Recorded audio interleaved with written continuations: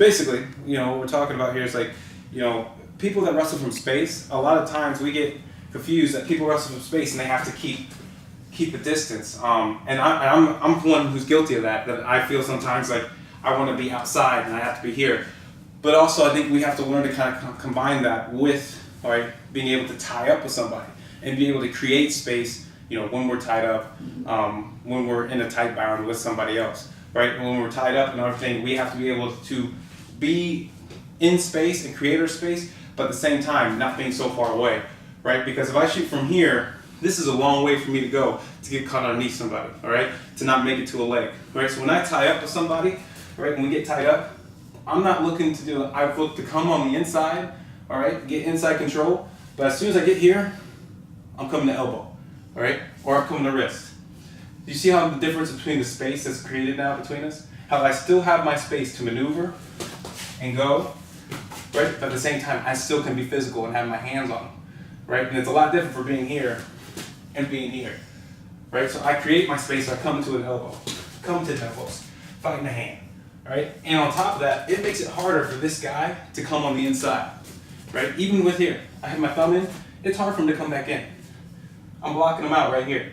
So I have my thumb in on the inside, or I have wrist, right? And then I use it to create my space. Whether I drag, right?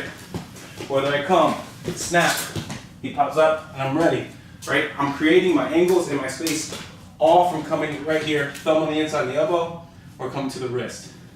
This is where I live. Come in here, dragging, moving him, all right? Right? Even if he comes and reaches for me, amen, for the pocket, boom. This right here is the pocket I want. This makes it hard. It's hard to get through this, right? I can keep this, I can guide it, right? I can switch.